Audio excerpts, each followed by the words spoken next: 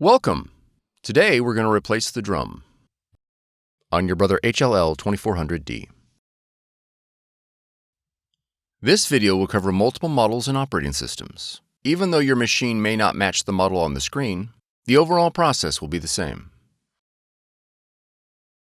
To begin, open the front cover. Allow the machine to cool for 10 minutes. Remove the drum and toner assembly and place it on scrap paper. Be careful not to touch the surface of the roller.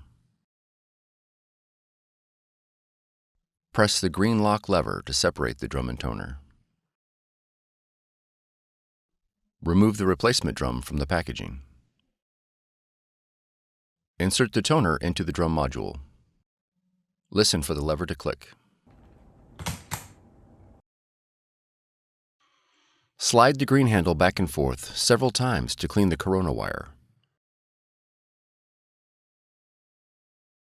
Ensure the handle is locked in the left position. Reinstall the drum and toner unit into the machine. Close the front cover. Press and hold the Go button until all the LEDs light up.